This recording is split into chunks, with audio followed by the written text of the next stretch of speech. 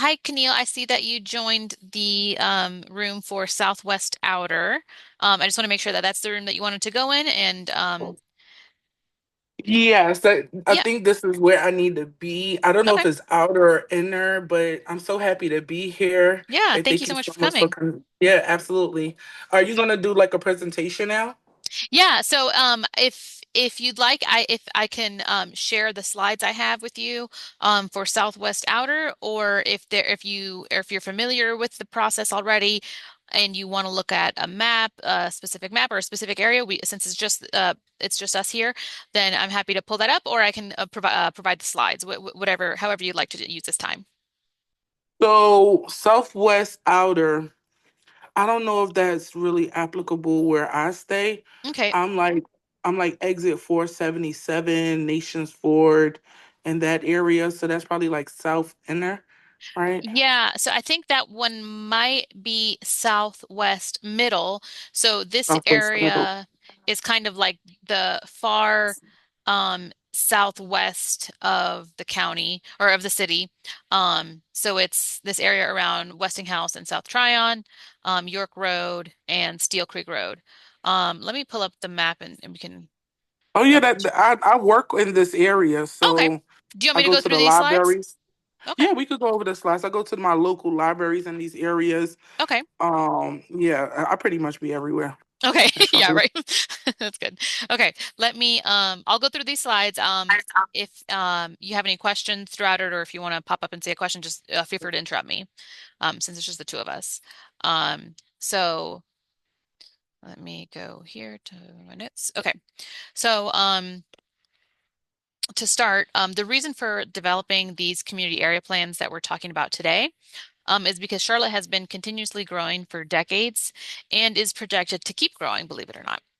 So, in response to the projected growth, our city adopted the Charlotte Future 2040 Comprehensive Plan in 2021, which defines our 20-year vision for growth and change in Charlotte.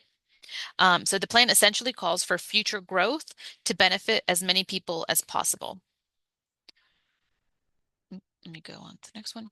So while the comprehensive plan provides the broad vision for our community, there are additional levels of guidance that are needed to make our vision come to life. So this is the planning framework that's adopted within the comprehensive plan, and it identifies additional levels of guidance that are needed. So as I mentioned, the comprehensive plan is level one type guidance. Level two type guidance are strategic and action plans and are citywide documents that provide more details than the comprehensive plan on a particular topic. For example, the strategic mobility plan provides more guidance on how to realize goal five, which is creating safe and equitable mobility choices. Level three, which are the community area plans that we're talking about today, provide more guidance for the appropriate land uses, building form, and infrastructure needed throughout the planned geography. And then level four are specific plans, which focus on smaller geographies and provide more guidance for implementation of specific projects. So community area plans are essentially about creating complete communities, which means creating places that integrate housing, job opportunities, and daily goods and services within an accessible manner. So in other words, live, work, and play in the environment that you live in. So these community area plans were developed using a five-phase process that occurred over 2 years. This process is outlined here. We've provided a large amount of engagement opportunities through each phase, and then all of the feedback that we received from these phases have influenced these plans. I won't go into detail on these in the schedule, but if you have questions, I'm happy to answer. Um, for this slide, this slide summarizes the engagement efforts from phases one through phase four of the effort. We've reached over 400,000 residents, both online and in person, using a range of constant and coordinated tactics. And this includes social media posts, videos, our website, and all of the online interactive content that we've produced. And so while virtual interactions have been great, we also really value our in-person interactions, and we were able to interact with 6,000 people from phases one through four. For this effort, we hosted 50 workshops over the past 2 years, or 2 or 3 years, in which we asked residents to join us, but we also made an effort to meet people where they were by attending other meetings and festivals and being available to discuss at libraries. And you can see the geographic dispersion of our in-person interactions on this map here shown to the right. And throughout this process, we've received about 1,700 comments that have helped shape these draft plans. So these plans were developed using a systematic process, meaning they were developed with in the same format and will have the same components and format within each of the plans. So as you can see on this map on the left in the different colors, these are the 14 different geographies across the city, and this is how we've organized the different plans. So each of these colors is its own plan, and then today we're looking at the southwest outer area. Let me see if I can put my mouse here, shown in purple here to the southeast of the city.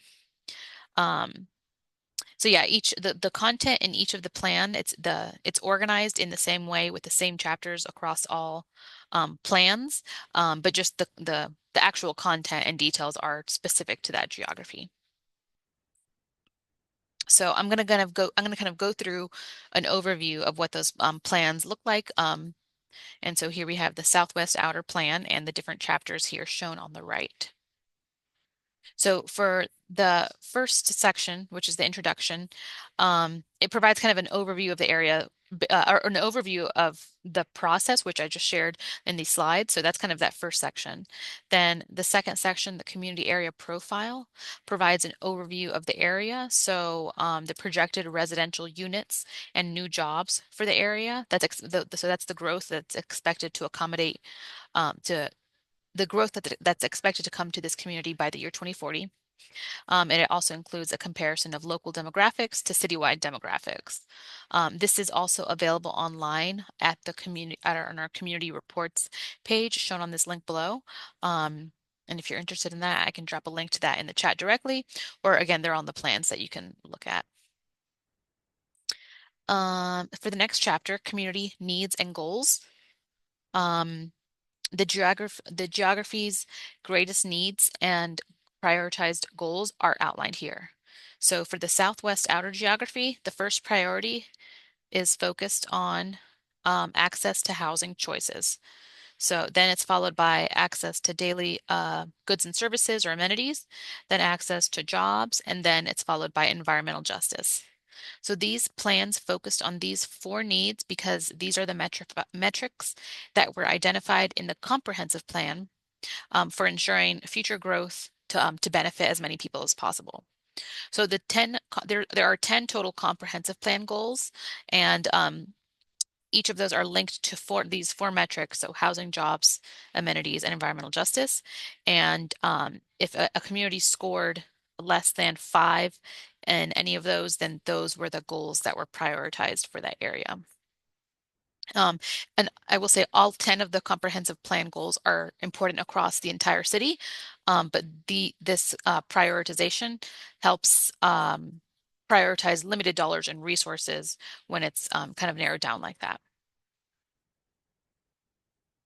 So the Creating Complete Communities chapter focuses on the recommended development pattern for the geography via the 2040 policy map shown here on the screen. So the colors on the map relate to the 10 place types shown on the legend right here. These are going to be are identified in the program guide of these plans as well, so you can see a little more about what each of those are.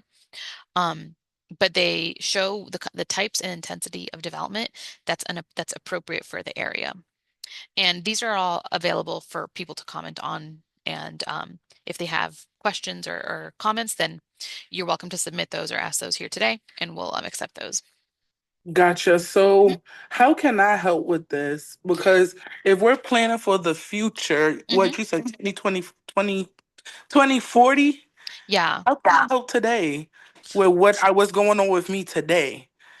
Yeah, so these plans are intended to be okay, so yeah, I'll say these plans are intended to look at the future, so it's accommodating the growth that's expected by 2040. However, once these plans are adopted by City Council this fall, that you can use these plans to advocate for your community and to get some of these plans, the content in the plans implemented. For example, if there's a developer that wants to come to an area that you frequent and they want to build something there. This you could you the, residents and communities can use these plans, which I'll show you a little bit more in the supporting division chapter. It shows how residents and communities can advocate for developers to make sure that their plans align with the plans, the community area plan here. And then there's additional things that you can kind of use these for to kind of advocate for your community. So that's really what these plans are intended for. And then also there's a neighborhood toolkit, which I'll mention in towards the end of these slides that are if there's certain things that you want to do in your communities, there's some resources that are available that you can use from these plans.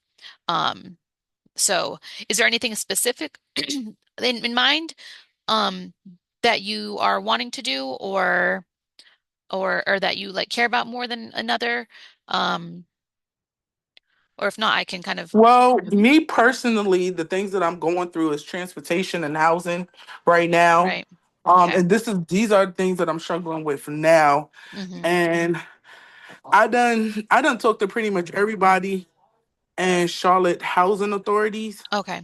trying to get applicable housing. It's Yeah. been a complete nightmare Mm. from the waiting list process Oh, to, wow. yeah, but I don't think that's what this is about, right? But I could use this information Yes. to help me Yes. submit information to the city council, is what you're stating, which is awesome. Right. And we did work with Housing and Neighborhood Services. They helped provide some resources in here for us. But yeah, so this, and I'll go through a couple of these slides here that kind of help identify some specific things. Um, but yeah, so these plans are intended for to be guidance for decision makers. So and to be tools that residents and communities can use to advocate for for the things that are in this plan. So I'll kind of keep going through this so you can kind of understand for this area. Um, so yeah, so well actually let me skip through to the supporting division section. Okay. Okay. Yeah, so in the supporting division chapter, Um, it includes kind of five sections and references the neighborhood toolkit. So there's this item within the appendix called the neighborhood toolkit, and it catalogs the programs that are available to residents that can help address various community needs. I can drop a link to the chat in the chat that leads you directly to that so you can look at that. But the intent is that this toolkit will be a resource for neighborhoods and residents who want to take some action. And so it's kind of like categorized by different ways. In fact, I'll once I get through these, I'll pull that up and show you. Since that's what you're interested in here. Um, so yeah, I'll do that shortly. Let me skip through the next part. So this next section here is the mobility section. This was developed with the Charlotte Department of Transportation, the Charlotte Area Transit System, and the Charlotte Regional Transportation Planning Organization. Um, it includes a clip of the citywide streets map shown over here in this section. Um, and it shows the kinds of street sections that these streets should become as development occurs on them. So we know lots of parts of the community.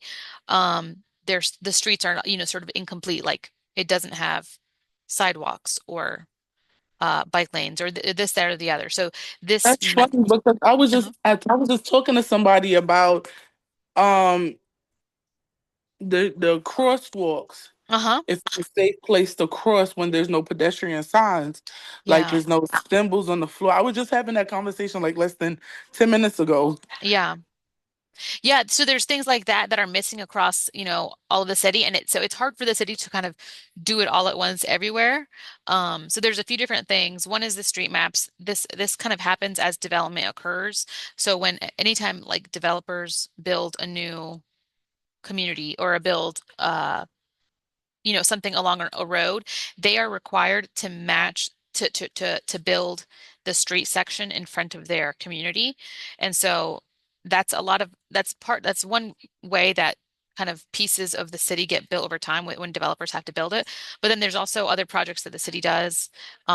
that like do stretches of certain streets and do sidewalks or lighting or bike lanes or crosswalks, things like that. And then there's an additional effort right now called the strategic investment areas here shown on this map that they've identified. The city has identified all of these kind of projects across the city for projects that need to be done. And there is actually funding associated with these as well. So that's one good thing here. And then also, let me skip ahead a bit. There's, let me go.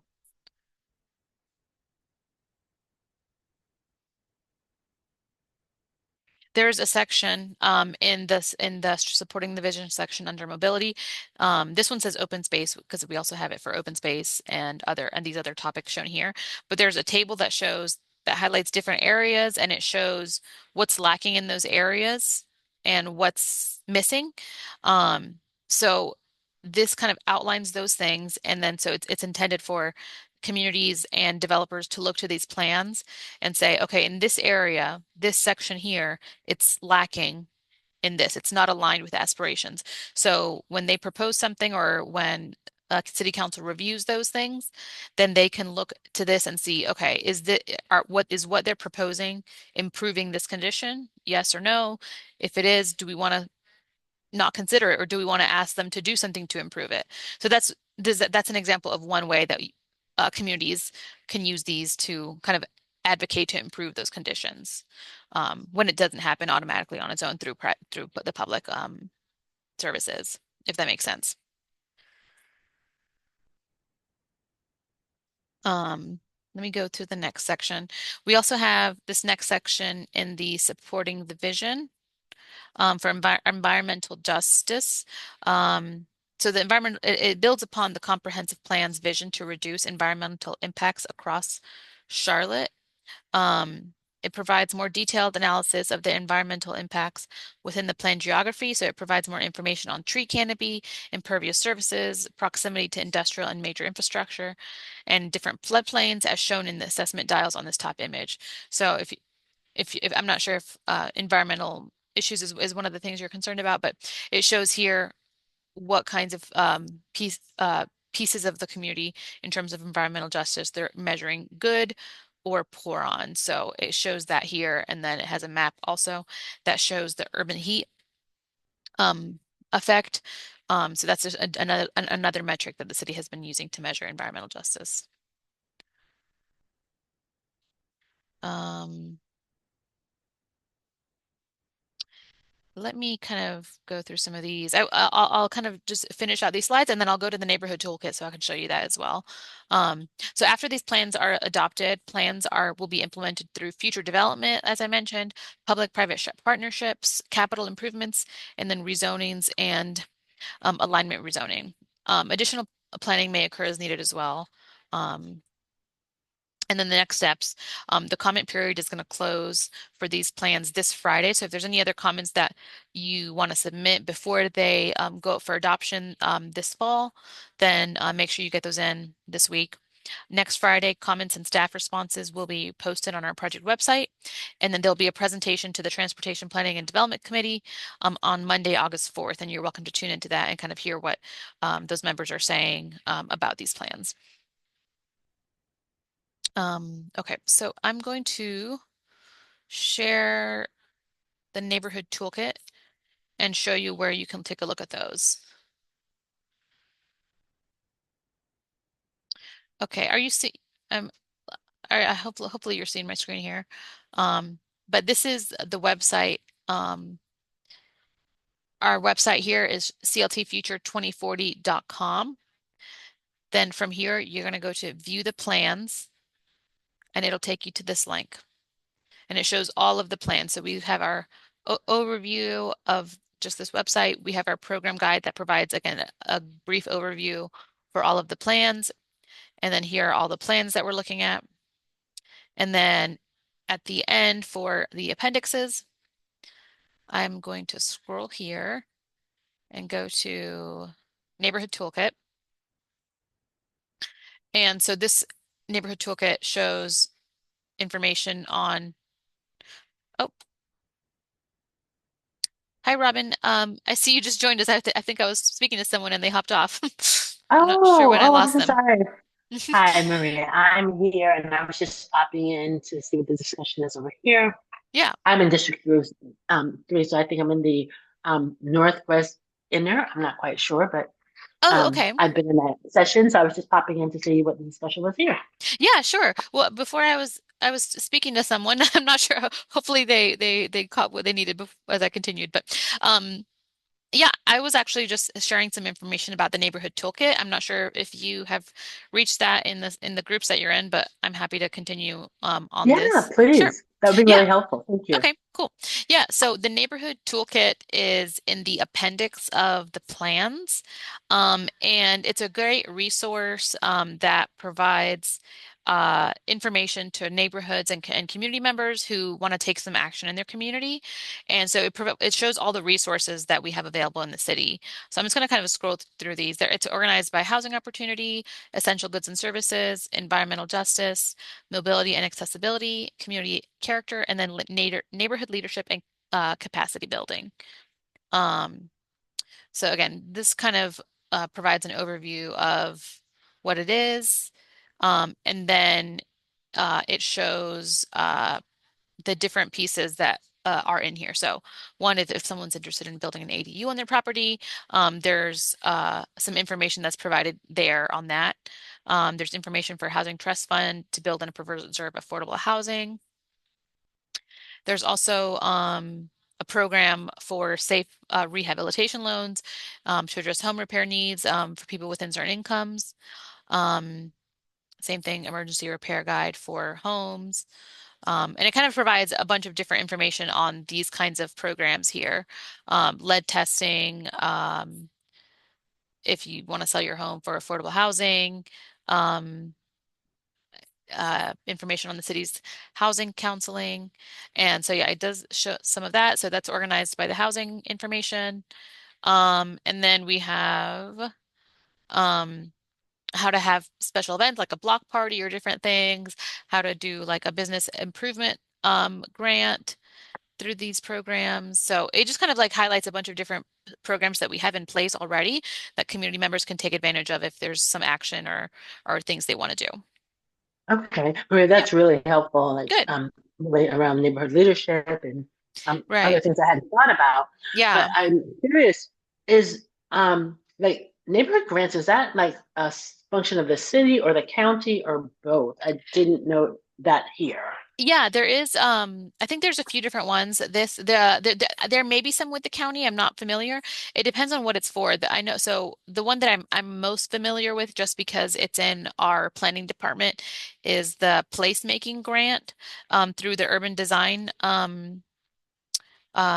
studio within the planning department. They have if there's like if people want to do a mural or I think you can do includes block parties as well. Let me actually go to that section. But then there's also additional grants just depending on it depends on what you want to do. Mhm. Let me Yeah.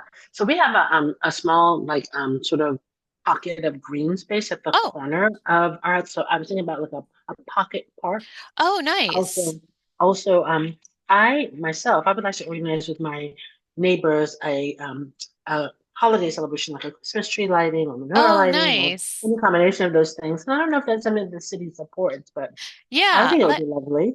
yeah. Let me find the specific program so I can show you it. Sorry for scrolling through these.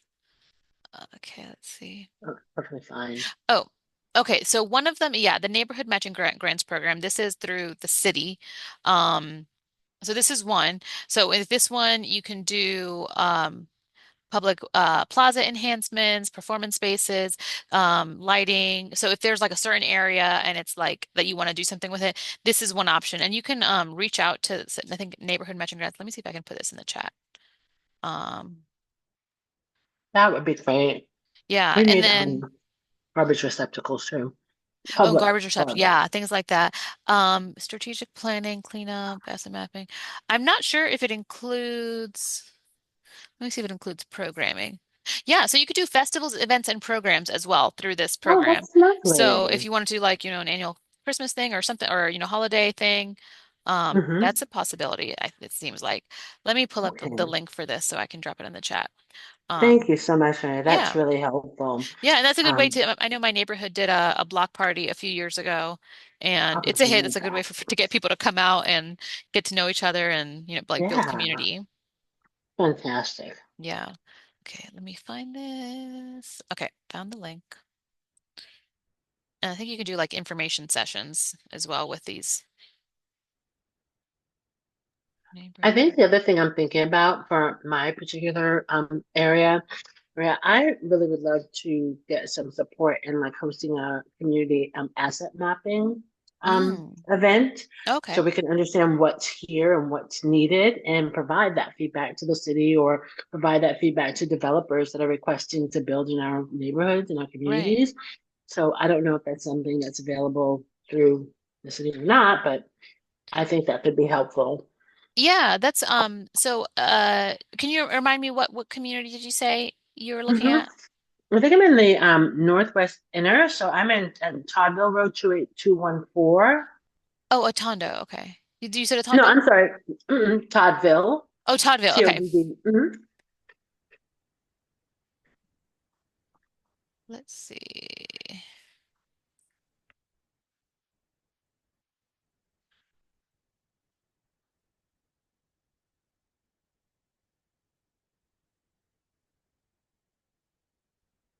Okay, so I think that'll be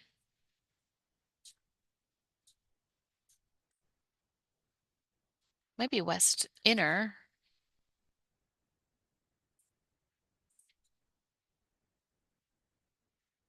Is this within the area or it's too far in? Or Hmm. maybe it's just out. Is that Josh Birmingham, Wilkeson, Just Birmingham. Here's Billy West Graham. Boulevard? Yeah, Tuckasegee, Freedom. Yeah, this is getting really close. Yeah, West Brookshire is on the other side of me. Yeah, I think that's right. Okay, so yeah, it'll be either I guess West Inner or possibly West Middle or Southwest Middle. One of those. But okay, so one location that you can look in this section. Let me scroll up. So under the table of contents, under supporting the vision, Hmm. um, depending on what you mean by asset mapping, so there is some mapping that's done here. Um, one centered around mobility, one's centered around, let me scroll down. The mobility section is large.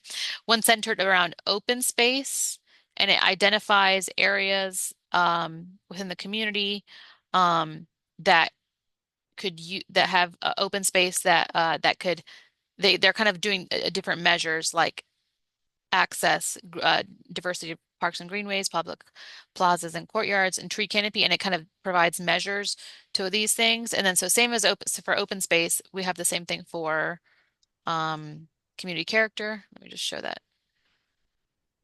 And then it shows Hmm. kind of like the different components of a public space and like how each of them are measured with these. So are they aligned with the aspirations? Which that's and the aspirations are, do they have public spaces, public play areas, amenities and furnishings, branding, public art signage? So this one only, these maps, they highlight specific areas. If there's areas that are here that if there's areas that you think are not identified here and you think they should be, you can click on this here and then provide a comment here and Yeah, list it there. That's one way you can do it. If sure. Yeah. if Hmm. this is yeah, if this is not that's if so I will say all comments are due by this Friday.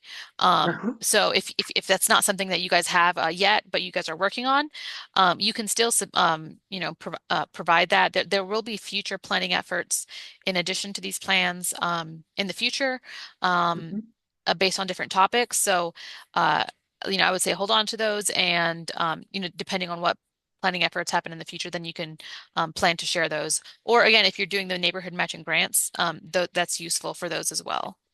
Yeah, thank you, Maria. That's really helpful. And some of this mapping is really helpful and Okay, it's more great. like large scale Yeah. and broad. I'm thinking specifically about sort of the comprehensive plans focus on public amenities. So Right. the number of coffee shops or the number of Oh, like, yes. grocery stores or, Yeah. small businesses in the community that are like supporting the local economy in a neighborhood. So Yeah. that's the sort of asset mapping I'm thinking about, Yeah. so that we Yeah. can ask for those things. Yeah, that's great. Yeah. Mhm. Yeah, that seems like that would be useful. Yeah. Well, is there any other questions that I think it's still you and me. So if there's is there any questions specific that I can answer for you for this geography or another geography, or if there's an area on the map that you want to look at?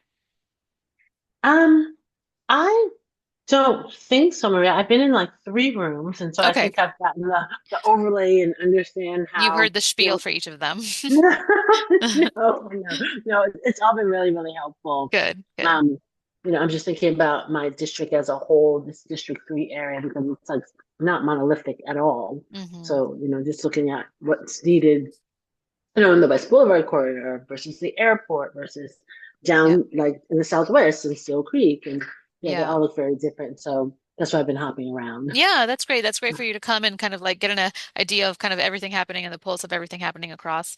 So, yeah, that's great. Thank you. Thank you. This Okay. has been really, really helpful. And I know you guys are doing this again tomorrow. Yes, we're So doing the same one format tomorrow. yeah, well, thank you just for kind of the transparency and really sharing with the community and allowing space for feedback.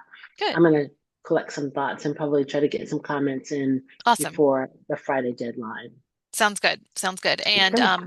I believe we're gonna have comments to these staff comments to the responses that we get posted next Friday.